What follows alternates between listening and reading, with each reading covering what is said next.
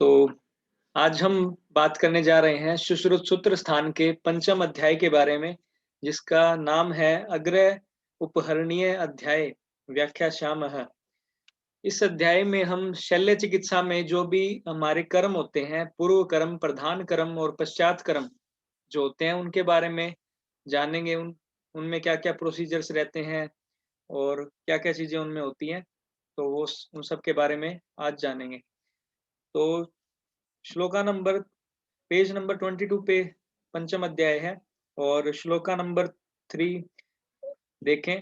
त्रिविधम कर्म, पूर्व कर्म, प्रधान कर्म, पश्चात कर्मश्चेति कर्मेति तद व्याधिम प्रति प्रत्यद उपदेक्षयामः। यानी पूर्व कर्म, पश्चात कर्म, पूर्व कर्म, प्रधान कर्म और पश्चात कर्म, ये 3 कर्म बताए गए हैं। ठीक है। और फिर अष्टविध शस्त्र कर्म बताए हैं। अष्टविध शस्त्र कर्म में तच्च शस्त्र कर्म अष्टविधम तद यथा छेद्यम वेद्यम लेख्यम वेद्यम एष्यम आर्यम विश्राव्यम और सीव्यम इति। छेद्यम मतलब छेदन करना, भेद्यम मतलब भेदन करना, लेख्य मतलब कि स्क्रैपिंग करना, लेखन करना, और वेद्यम मतलब कि वेदन करना, एषण मतलब कि निकालना, एषण करना, आरण करना, और विश्रावण करना। कोई भी फ्लूइड भर चुका है तो उसका विश्रावण करेंगे। और सीवमिति सीवन करना यानी सुचरिंग करना। और शस्त्र कर्म चरक ने बताए हैं, सुश्रुत ने 8 बताए हैं, जिसमें कि और चरक ने बताए हैं 6। 6 में छेदन, पाटन, लेखन, व्यधन, प्रछान और सीवन। एषण आरण को छोड़कर पाटन और प्रच्छान कर्म अलग से बताए। इसमें प्रच्छान विश्रावण का सिनोनिम है। मतलब प्रच्छान में भी जैसे रक्त मोक्षण होता है ना, तो वैसे ही जो सुश्रुत ने बताया है विश्रावण लगभग सेम ही है। ठीक है।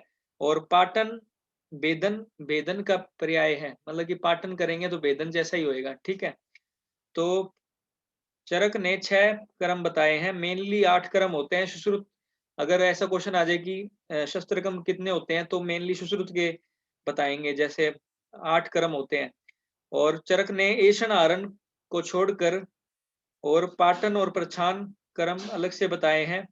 ठीक है। और अष्टांग हृदय में 13 कर्म बताए हैं, 13 कर्म बताए हैं शस्त्र कर्म।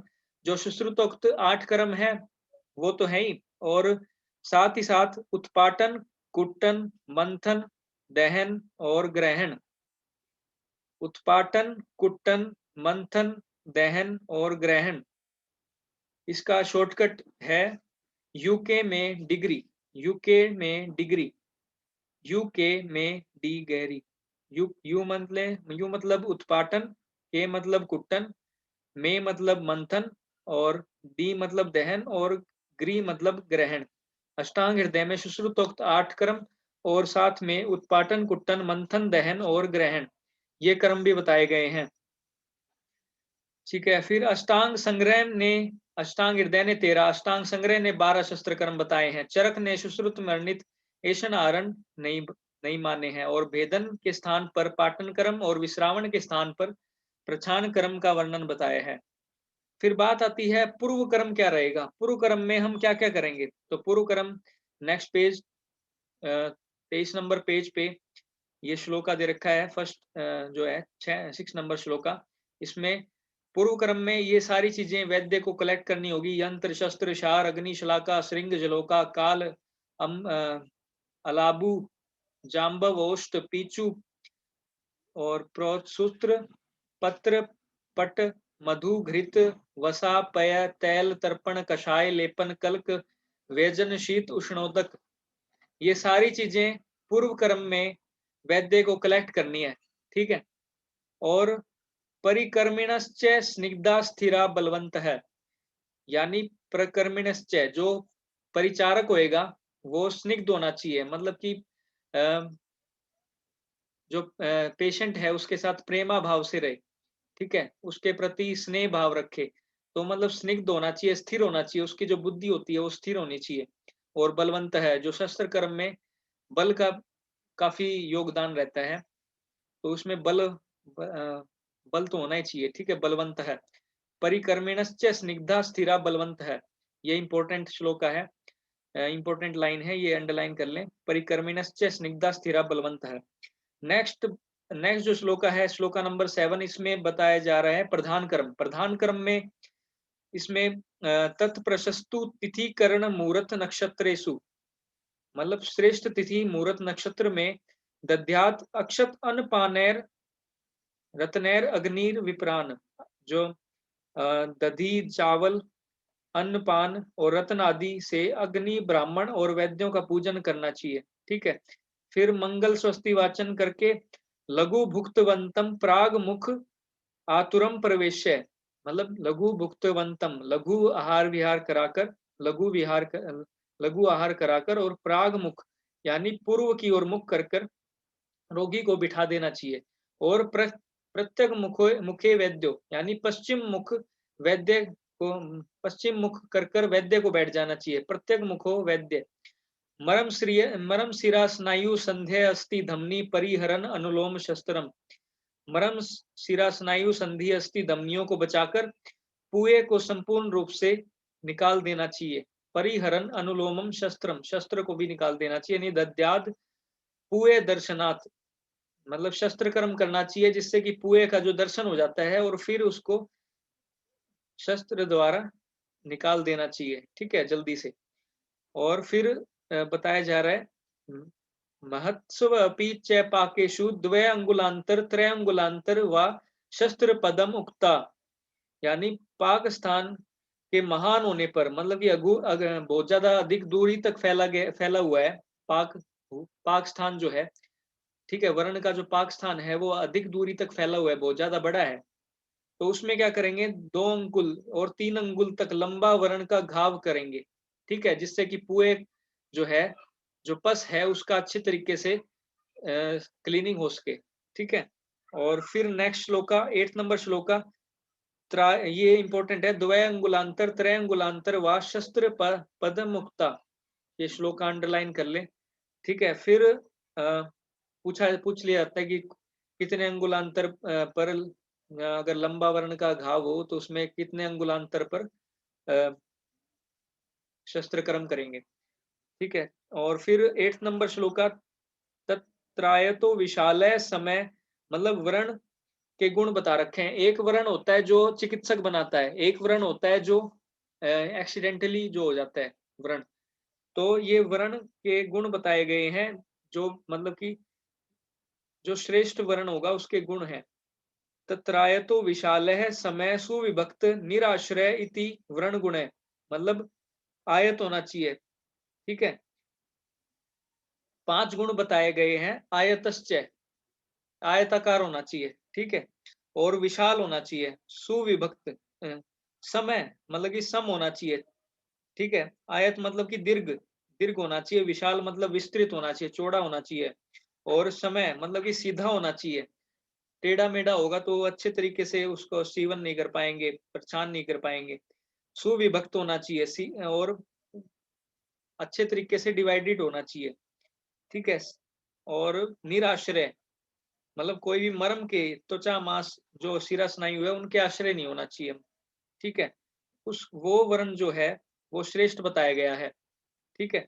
और फिर 9वां नंबर श्लोका, इसमें भी चिकित्सा हेतु जो प्रशस्त जो वर्ण है उसके बारे में उसके बारे में कहा गया है। आयतश्च विशालश्च सुविभक्तो निराश्रय, ये तो सेम ही है। और प्राप्त काल कृतश्चेपि, जब जरूरत हो तभी बनाया गया हो। प्राप्त काल कृतश्चेपि वर्ण कर्मणि शस्यते। ठीक है, जब जरूरत है तभी हमने जो वो वर्ण बनाया है तभी वो प्रशस्त रहेगा चिकित्सा हेतु। ठीक है। प्राप्त काल और बाकी जो 5 गुण बताए गए हैं वो तो है ही। ठीक है। और फिर शस्त्र कर्मकर्ता के गुण बताए हैं, 6 गुण बताए हैं शस्त्रकर्ता के गुण। ये भी पूछ लिया जाता है 6 शस्त्रकर्ता के कितने गुण बताए हैं। तो इसमें शौर्य, शौर्य तो होना चाहिए, शूरवीर होना चाहिए वो। ठीक है। आशु क्रिया करने वाला, जल्दी से सर्जरी करने वाला। ठीक है। और शस्त्र तैक्षण्य, शस्त्र की धार का उचित तीक्ष्णता होनी चाहिए। शस्त्र की धार अच्छी होनी चाहिए, तभी शस्त्र कर्म अच्छे तरीके से कर पाएंगे। स्वेद वेवतु, अस्वेद वेवतु, मतलब कि जो ना तो कांपना चाहिए और ना ज्यादा उसको पसीना आना चाहिए। ऐसे आएगा तो वो शस्त्र कर्म अच्छे तरीके से नहीं कर पाएगा जो वैद्य होएगा। और असम्मोहश्च, शस्त्र कर्म करता हुआ समूह में ना पड़ जाए, मूर्छित ना हो जाए। तो मतलब जो सत्व होना चाहिए उसका वो बलवान होना चाहिए। और ऐसा ही जो सर्जन होना चाहिए, ऐसा ही सर्जन होना चाहिए। शौर्यम आशु क्रिया शस्त्र तैक्षण्य स्वेद वेप्तु असमोहश्च वैद्यस्य शस्त्र कर्मणि शस्यते। ये इंपॉर्टेंट है श्लोका, श्लोका नंबर 10। और नेक्स्ट, यदि एक वर्ण से फोड़े की शुद्धि न हुई हो तो पुए आदि का पूर्ण रूप से निर्गमन न हुआ हो, मतलब जो पस है वो अच्छे तरीके से निकली नहीं है, तो बुद्धि पूर्वक विचार कर बीच में या फिर पूर्ण वर्ण के समीप अन्य वर्ण कर देना चाहिए।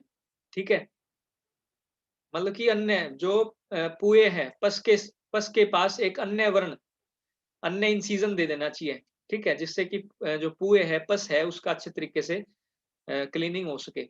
ठीक है, और फिर नेक्स्ट नंबर श्लोका नंबर 12। यतो यतो गतिम विद्यात उत्संगो यत्र यत्र च, मतलब जिस जिस स्थान पर दोष पुए की गति है, उभार है, उसी उस स्थान पर शस्त्र कर्म करना चाहिए। ठीक है, यतो यतो गतिम विद्यात उत्संगो, उत्संग मतलब कि उभार है, गति है पुए की। यत्र यत्र च तत्र तत्र वर्णम कुर्यात, वहीं वहीं वर्ण करना चाहिए। ठीक है, यथा दोष दोषो न तिष्ठति, और जिससे कि दोष जो है वो गंभीर नहीं होता। ठीक है, बढ़ता नहीं है दोष। ठीक है, और फिर नेक्स्ट नंबर श्लोका नंबर 13।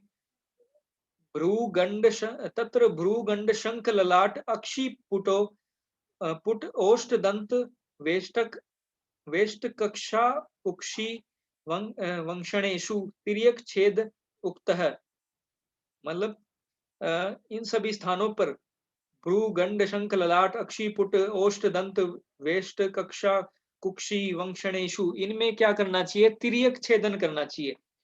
ठीक है, तिर्यक मतलब कि सीधा नहीं करना चाहिए, तिर्यक करना चाहिए। ठीक है, और फिर चंद्रमंडलवत छेदान पाणिपादेशु, यानी चंद्रमंडलवत यानी सर्कुलर, सर्कुलर छेदन करना चाहिए पाणिपाद में, यानी पैरों और अ, हाथों में, हस्तपाद में चंद्रमंडल के समान। ठीक है, और ये भी श्लोका इंपॉर्टेंट है। अर्धचंद्र आकृतश्चैपि गुद मेढ्रे, मतलब कि अर्धचंद्राकार में इंसिजन देना चाहिए गुदा और मेढ्र में। ठीक है, छेदन करना चाहिए। ठीक है, अर्धचंद्राकार गुदा और मेढ्र में अर्धचंद्राकार छेदन करना चाहिए। Next number shloka 15 number shloka.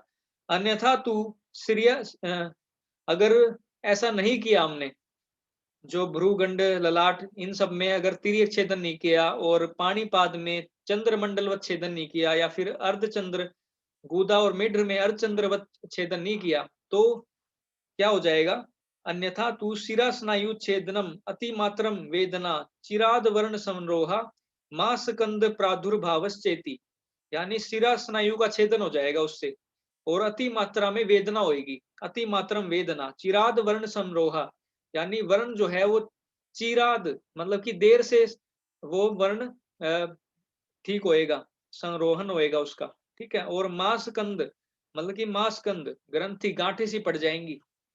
ठीक है, तो हमें ध्यान से जो है इंसिजन देना चाहिए, छेदन करना चाहिए। और किन किन अवस्थाओं में, अभुक्त अवस्था में शस्त्र कर्म करना चाहिए, तो ये अवस्थाएं बता रखी है नेक्स्ट नंबर श्लोका में, श्लोका नंबर 16। मूड गर्भ उदर अर्श, मूड गर्भ उदर अर्श अस्मरी भगंदर मुख रोगेश्व भुक्तवत वतः कर्म कुर्वित, यानी मूड गर्भ उदर रोग अर्श पथरी बगंदर मुख रोग, बिना कुछ खिलाए ही शस्त्र कर्म करना चाहिए।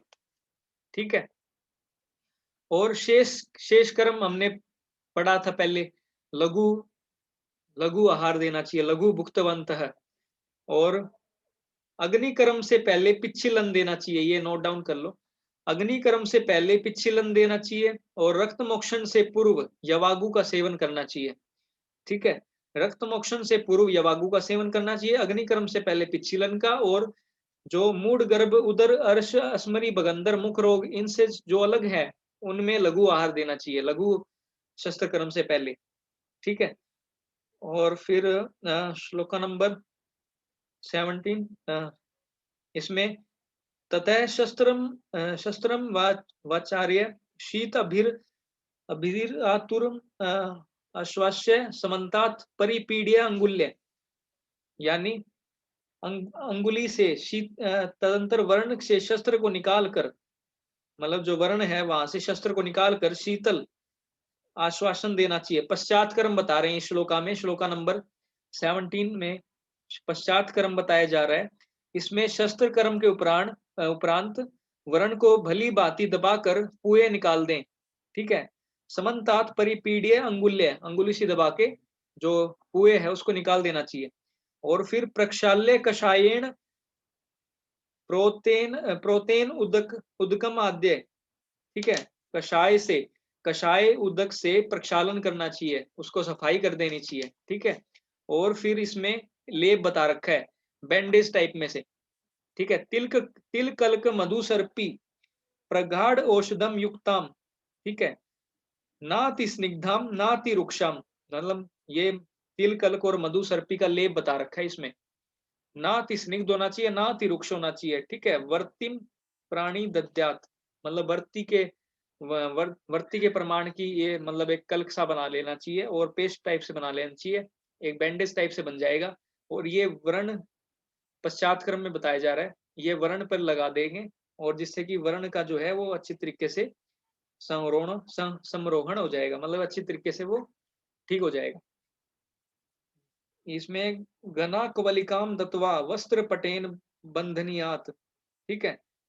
इस कल को बांध कर फिर घन कवलिका रखकर और पट से बंधन कर देना चाहिए, यानी पट्टी से बंधन कर देना चाहिए।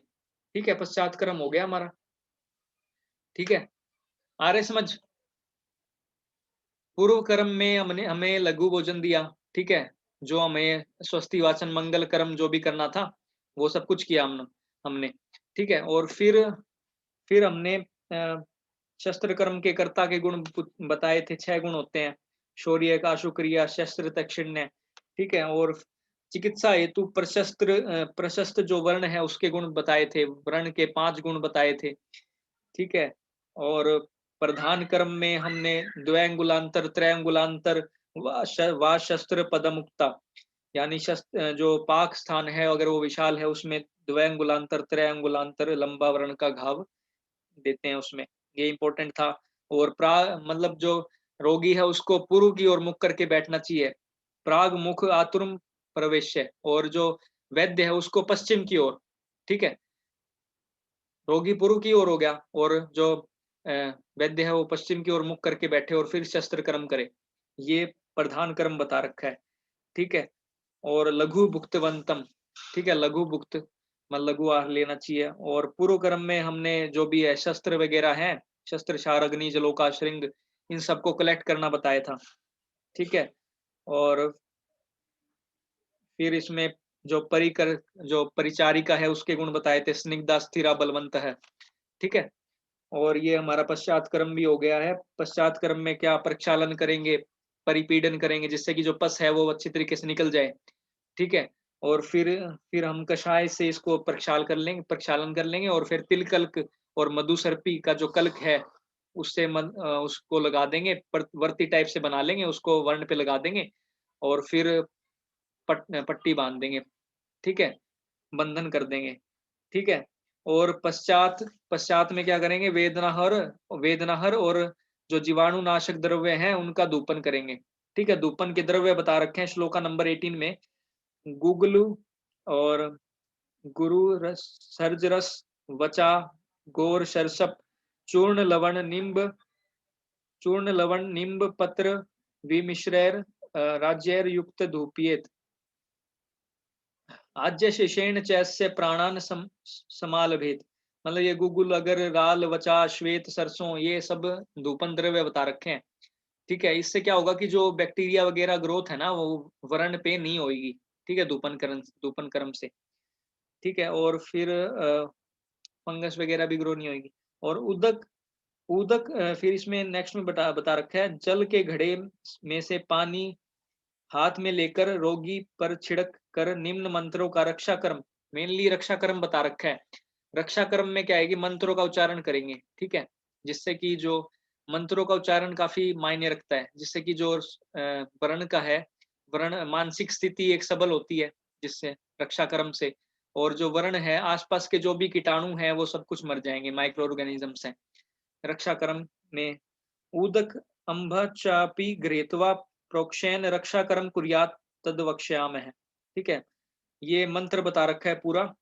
ठीक है, ये जो श्लोका नंबर 20 से 32 तक ये पूरा मतलब, ठीक है, ये प्रोसीजर करेंगे रक्षा कर्म में। ठीक है, और ये पीजीटी के में नहीं आता, इतना इम्पोर्टेंट नहीं है, ये आप खुद से भी पढ़ सकते हैं। ठीक है, और नेक्स्ट इसमें श्लोका नंबर 34 देखेंगे। इस उक्त कर्मों मतलब जो अध्याय में जो भी बताए हैं, जो भी कर्म बताए हैं, रक्षा कर्म बताया है, पूर्व कर्म पश्चात कर्म, इन कर्मों के बाद जो कहा गया आहार आचार है, उन सब कर्मों का पालन करना चाहिए, आहार विहार जो भी है। ठीक है, इसमें इसके पश्चात उक्त मंत्रों से रक्षित रोगी को उसके स्थान इंडोर में ले जाकर वर्णित उपासनीय अध्याय के में कहे गए आहार विहार, मतलब वर्णित उपासनीय अध्याय ये आगे पढ़ेंगे।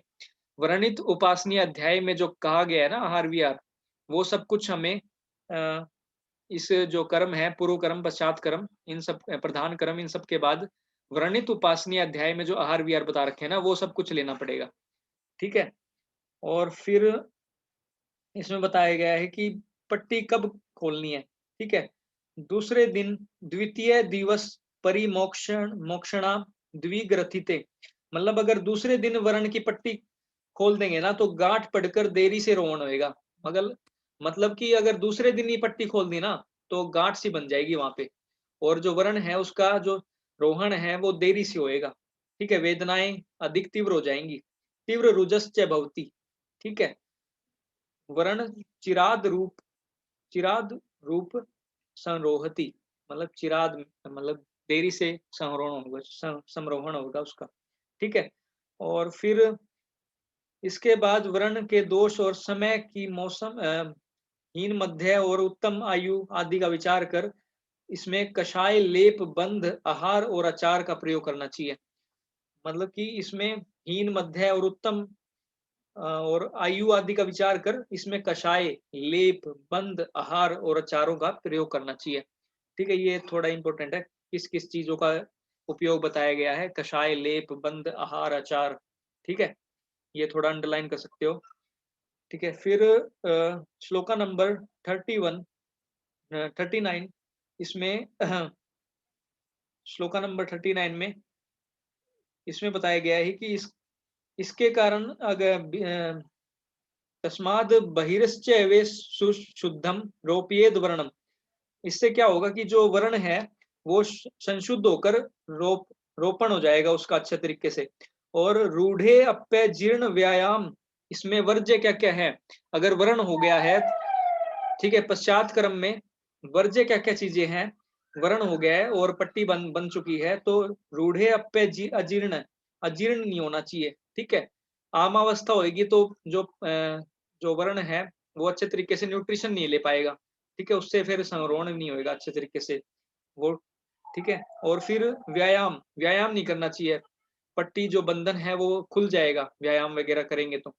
ठीक है, और वैवाय, ठीक है, वैवाय नहीं करेंगे, वैवाय मतलब स्त्री संभोग नहीं करेंगे जिससे कि वात प्रकोप होएगा।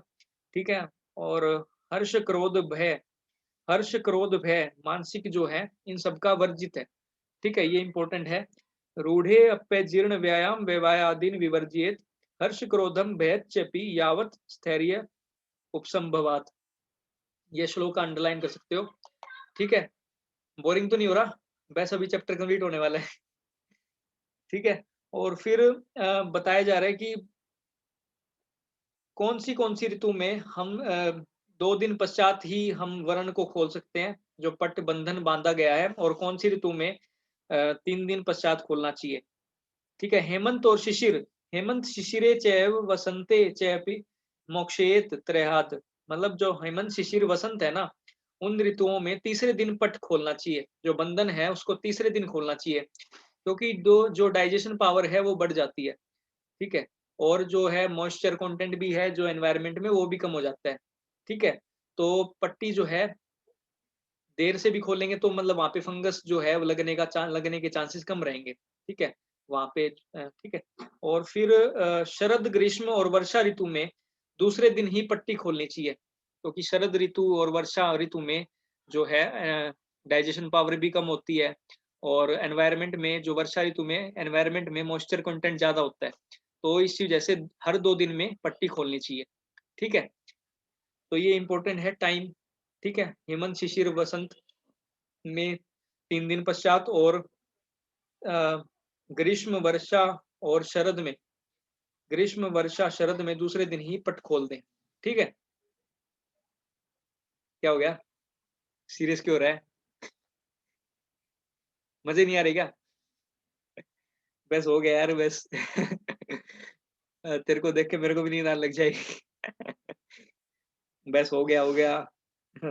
ये भी पूछ लिया जाता है, ये क्वेश्चन आते हैं, ये भले ही थोड़ा बोरिंग हो रखा है, पर ये क्वेश्चन आ जाते हैं। फिर नेक्स्ट श्लोक का रेफरेंस पूछ लिया जाता है। नेक्स्ट श्लोक है श्लोका नंबर 41, ध्यान से सुने। अतिपातिषु रोगेषु नैच द्विविधम इमं भीषक, यानी व्रण में पाक द्वारा या फिर तीव्र रक्त स्राव द्वारा हानि या फिर प्राण भय की संभावना है, तो प्रदीप्त अगार वच छिग्रम तत्र कुर्यात प्रतिक्रियाम। तो जैसे जो मकान जो है अंगारों से जो जल रहा है, प्रदीप्त अगारम छिग्रम, मतलब कि शीघ्र शीघ्र क्रिया करनी चाहिए, शीघ्र प्रतिक्रिया करनी चाहिए। शीघ्रम तत्र कुर्यात प्रतिक्रियाम। ठीक है। ये मतलब ये एग्जाम्पल दिया गया है, जैसे अंगारों में जो मकान है जो जल रहा है, ठीक है, उसमें क्या करेंगे, आप जल्दी से उपाय करेंगे कुछ ना कुछ, यानी उसको बुझाने के प्रयास करेंगे, कुछ ना कुछ करेंगे, प्रतिक्रिया करेंगे, चिकित्सा करेंगे। ठीक है। तो उसी प्रकार जैसे वर्ण का पाक हो गया है और उसमें से रक्त स्राव बहुत ज्यादा हो रहा है, तो उसमें फिर आशु क्रिया, प्राण भय की संभावना होती है ना उसमें। अगर रक्त बहुत ज्यादा निकल जाएगा, रक्त ही जीवन है, प्राण भय की संभावना, प्राण भय रहता है उसमें। ठीक है। उसमें फिर आशु क्रिया करनी चाहिए, शीघ्र क्रिया करनी चाहिए, प्रतिक्रिया। तो ये श्लोका इंपॉर्टेंट है, अंडरलाइन कर सकते हो। ये रेफरेंस पूछ लिया जाता है कौन से चैप्टर से है। ठीक है। और नेक्स्ट, वेदना की शांति का उपाय बता रखा है, वेदना हो गई है। ठीक है। वेदना की शांति में क्या करेंगे, इसमें